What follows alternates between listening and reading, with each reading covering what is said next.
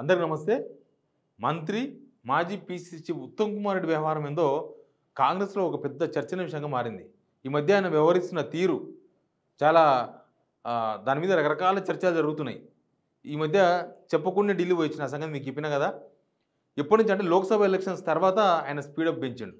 Lok Sabha elections తర్వాత మంత్రులు కేంద్ర మంత్రులు కలవనీకి పోయినప్పుడు ఉత్తమ్ కుమార్ రెడ్డి ఒక్కరే పోయి సోనియా గాంధీని కలిసిండు. ఒక్కడే. ఎవ్వరు లేరు. వేరే మంత్రులు గాని ఇప్పుడు రేవంత్ రెడ్డి పోతేనేమో ఎక్కడన్నా వాళ్ళ మీద కలవనీకి పోతే ఎమ్మడో మనిషి ఉంటాడు.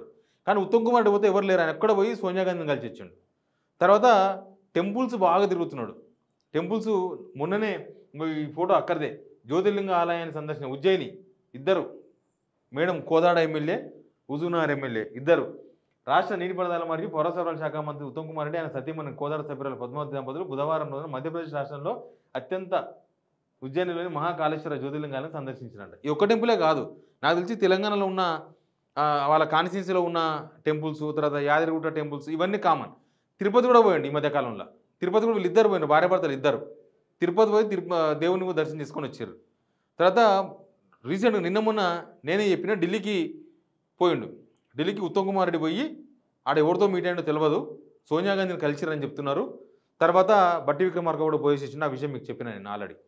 ఇట్లా ఉత్తమ్ కుమార్ రెడ్డి ఇక్కడ ఏం జరుగుతుందో ఎప్పటికప్పుడు పూస కూర్చున్నట్లు హైకమాండ్కి చెప్పేస్తున్నాడు. అసలు క్యాబినెట్ ఆగింది ఉత్తమ్ కుమార్ రెడ్డి వల్లనే. క్యాబినెట్ విస్తరణ ఆగింది.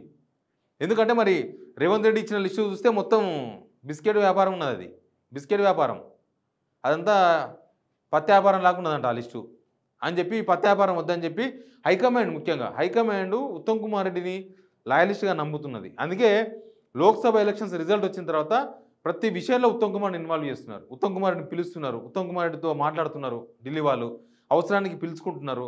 తర్వాత రేవంత్ రెడ్డి లిస్ట్ ఇస్తే దీనిలో ఎంత ఒరిజినాలిటీ ఉంది, ఇది ఎంత పత్తి వ్యాపారం ఉంది దీనిలో అని తెలుసుకునే ప్రయత్నాలు చేస్తున్నారు. అందుకే నామినేటెడ్ పోస్టుల విషయంలో కూడా మొత్తం బిస్కెట్ అయింది. నామినేటెడ్ పోస్టులు కూడా లోక్సభ ఎలక్షన్స్ ముందు ఇచ్చిన రేవంత్ రెడ్డి ఇచ్చిన పోస్టులు మొత్తం ఊస్ట్ అయిపోయి మళ్ళీ కొత్త లిస్ట్ వచ్చింది.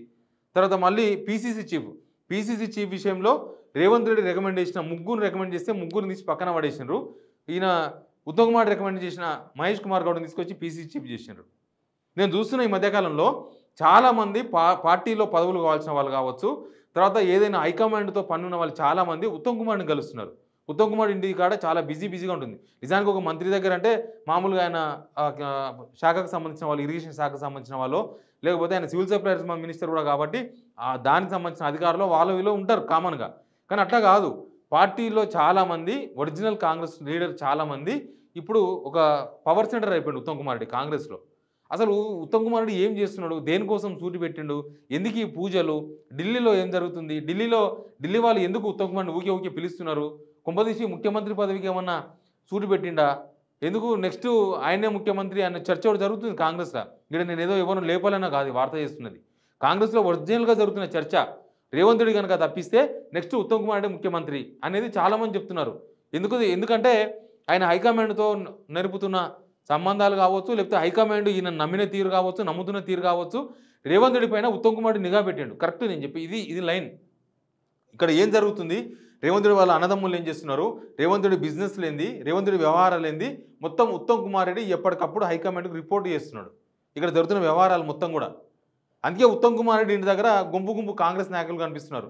చాలామంది ఎప్పుడు చూసినా ఉత్తమ్ కుమార్ రెడ్డి ఉన్నాడు హైదరాబాద్లో అంటే ఇక మొత్తం అంతే. ఇక కాంగ్రెస్ లీడర్లు మొత్తం ఉత్తమ్ కుమార్ రెడ్డిని కలిసే ప్రయత్నాలు చేస్తున్నారు.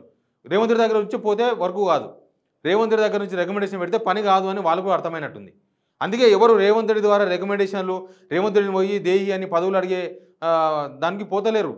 ఇదేందో ఈ రూట్ ద్వారా ఉత్తమ్ కుమార్ రెడ్డి ద్వారా పోతే కొంత వర్కౌట్ అవుతుందేమో, అవసరమైతే హైకమాండ్ దగ్గర మాట్లాడతారు, రేవంత్ రెడ్డి లిస్టు పనికిరాదు ఆ లిస్టులు, ఉత్తమ్ కుమార్ రెడ్డి లిస్టు బాగా ఇప్పుడు వ్యాలిడ్ ఉంది ఢిల్లీలో అని.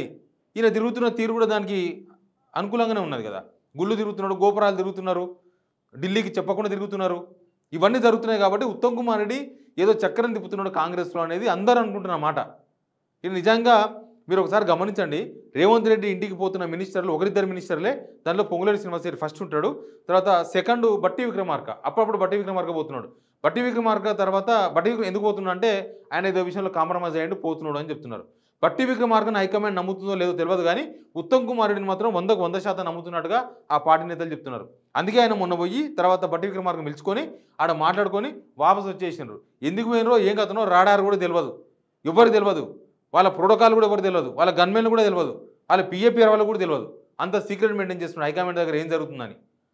అంతకుముందు సోనియా గాంధీ కలిసినప్పుడు జరుగుతున్న వ్యవహారాలు మొత్తం రిపోర్ట్ చేసిండు. మొన్న పోయినప్పుడు ఏం చెప్పొచ్చిండో అంత సీక్రెట్గా వాళ్ళు విడమైందో ఈయన కలిసి వచ్చిందేందో తెలియదు. కానీ నెక్స్ట్ ఏం జరగబోతుంది కాంగ్రెస్లో? ఉత్తమ్ కుమార్ రెడ్డి ఎందుకు ఆయన కదలికలు కొంత డిఫరెంట్గా కనిపిస్తున్నాయి? ఆయన సీఎం నెక్స్ట్ సీఎం నేనే అనే దానిలో కనిపిస్తున్నాడా? నెక్స్ట్ సీఎం నేనే అని చెప్పుకునే ప్రయత్నాలు చేస్తున్నాడా? ఎందుకంటే ఈ మధ్యకాలంలో కోమటిరెడ్డి వెంకరెడ్డి చేసిన కామెంట్స్ మనం చూడాలి. కోమటిరెడ్డి వెంకరెడ్డి కామెంట్స్ ఏంటి? లోక్సభ ఎలక్షన్స్ ముందు నుంచి మళ్ళీ రేవంత్ రెడ్డి ముఖ్యమంత్రి, మళ్ళీ రేవంత్ రెడ్డి సీఎం, రేవంత్ రెడ్డి 10 సంవత్సరాలు ఉంటారు సీఎం. ఇది దేనికోసం చేస్తున్నాడు అంటే కోమటిరెడ్డి వెంకరెడ్డి రెండు లాభాల కోసం చేస్తున్నాడని ఆ పార్టీ జిల్లాకు సంబంధించిన నేతలు చెప్తున్నారు. ఏంది 2 లాభాలు? కోమటిరెడ్డి వ్యాఖ్యలు వెనుక ఏంది 2 లాభాలు అంటే, ఒకటి ఉత్తమ్ కుమార్ రెడ్డిని కట్టడి చేయడం, ఉత్తమ్ కుమార్ రెడ్డి కాదు రేవంత్ రెడ్డి మొత్తం అని చెప్పుకునే ప్రయత్నం ఒకటి. రెండోది ఏంటంటే ఉత్తమ్ కుమార్ రెడ్డి హైకమాండ్ దగ్గర ఏమీ లేదు, మొత్తం రేవంత్ రెడ్డి దగ్గరనే మొత్తం మసాలా అంతా ఉంది, హైకమాండ్ మొత్తం రేవంత్ రెడ్డి నమ్ముతుందని చెప్పే కార్యకర్తలకు చెప్పే ప్రయత్నం 2. మూడోది ఏంటంటే కొన్ని స్వలాభాలు ఉంటాయి కదా, కొన్ని పనులు చేసుకోవాలి కదా, అండర్స్టాండింగ్. వాళ్ళు అయితే ఫస్ట్ నుంచి 50,000 50 లక్షలు 50 లక్షల రూపాయలు ఇచ్చి పీసీసీకి తీసుకుని ఆరోపణలు చేసిన కోమటిరెడ్డి వెంకరెడ్డి తర్వాత ఎట్లా అయిండు కుక్కిన పెయిన్లాగా, తర్వాత ఎట్లా చేస్తున్నాడు? కోమటిరెడ్డి వెంకరెడ్డి వ్యవహారంలో తేడా వచ్చిందా లేదా? మినిస్టర్ అయిన తర్వాత ఎందుకు తేడా వచ్చింది? నేను రేవంత్ రెడ్డిని తిట్టాలని చెప్తలేను, ఆయన వ్యవహారంలో ఆయన క్యారెక్టర్లో తేడా వచ్చిందని చెప్తున్నా. ఎందుకు తేడా వచ్చిందంటే మరి ఎక్కడనో ఏదో బిజినెస్ డీల్స్ అని చెప్తున్నారు. ఏం బిజినెస్ చేస్తున్నారో, ఏం లబ్ధి చేకూర్చినారో ఏమో తెలియదు, కానీ ఎక్కడనో దగ్గర లొంగి మాట్లాడుతున్నాడు ఉత్తమ్ కుమార్ రెడ్డి తగ్గించడానికి ఒకటి, ప్లస్ ఆయన సొంత బిజినెస్ల కోసం, కొంత ఫైనాన్స్ కోసం, కొన్ని వ్యవహారాల కోసం రేవంత్ రెడ్డిని దువ్వుతున్నాడు కోమటిరెడ్డి వెంకరెడ్డి అనేది. ఈ 2 లబ్ధుల కోసం ఆయన ఎన్నికేసుకొస్తున్నాడు రేవంత్ రెడ్డిని అనేది ఒక రకమైన చర్చ జరుగుతుంది. కానీ కోమటిరెడ్డి వెంకరెడ్డిలో ఒక పతారా లేదు ఢిల్లీలో. కోమటిరెడ్డి వెంకరెడ్డి నేను ఎవరు పిలిచిన ఢిల్లీకి పోయిండా? ఆయన మళ్ళీ నోరు పడేసుకుంటారని చెప్పేసి మినిస్టర్ ఇచ్చిండ్రు. చెప్తే రాజగోపాల్ రెడ్డికి మినిస్టర్ ఇవ్వాలంటే కోమటిరెడ్డి రాజీనామా చేయాలని చెప్తున్నారు. ఆ సిచ్యువేషన్ ఉంది ఆయన పరిస్థితి, అది కోమటిరెడ్డి వెంకరెడ్డి పరిస్థితి కాంగ్రెస్లో. అది ఆయన ఏదో మాట్లాడుతుంటాడు పొద్దుగాలు లేస్తే, కానీ అవన్నీ ఉత్తదే, అవన్నీ ఏం కావు. ఆయన చెప్పేది ఏది కాదు, ఆయన చెప్పేది ఎవరు హైకమాండ్ దగ్గర వినే పరిస్థితిలో లేరు. ఆయన పీసీసీ చీఫ్ ఎవరు ఇవ్వాలని కూడా ఆయన అడగలే. మహేష్ కుమార్ గౌడ్ కావాలని ఈయన ఇచ్చిండు ఉత్తమ్ కుమార్ రెడ్డి. ఈ నామినేటెడ్ పోస్టుల విషయంలో కూడా ఉత్తమ్ కుమార్ రెడ్డి ఎవరికైతే కోమటిరెడ్డి వెంకరెడ్డి ఎవరికైతే నామినేటెడ్ పోస్టులు ఇప్పిస్తా అని చెప్పిండో వాళ్ళకి రాలే నామినేటెడ్ పోస్టులు. కోమటిరెడ్డి వెంకరెడ్డి కాంప్రమైజ్ అయ్యండి రేవంత్ రెడ్డి దగ్గర. ఇంకా వాళ్ళ అనుచరులకు లేకపోతే వాళ్ళకి పదవులు రాకున్నా సరే, వాళ్ళ పదవులు లేకున్నా సరే, వాళ్ళ పదవులన్నీ మీ వాళ్ళకే ఇచ్చుకోండి, మీకు సంబంధించిన వాళ్ళకే ఇచ్చుకోండి, కానీ నేను మాత్రం మీతో కాంప్రమైజ్ అయితే ఇంకా వదిలేసేయండి అని కోమటిరెడ్డి వెంకరెడ్డి కాంప్రమైజ్ అయినట్లుగా చెప్తున్నారు కొంతమంది. కానీ ఇక్కడ ఉత్తమ్ కుమార్ రెడ్డి స్కెచ్ చాలా ఇంపార్టెంట్. ఉత్తమ్ కుమార్ రెడ్డి స్కెచ్ ఏందో అనుమానాస్పదంగా ఏదో ముందు జరగబోయేది ఇదేనా అన్నట్లుగా, ఏదో ఒక సింబల్స్ వచ్చే విధంగా, ఏదో ఒక సంకేతాలు వచ్చే విధంగా ఉత్తమ్ కుమార్ రెడ్డి వ్యవహారం ఉంది అనేది కనిపిస్తుంది.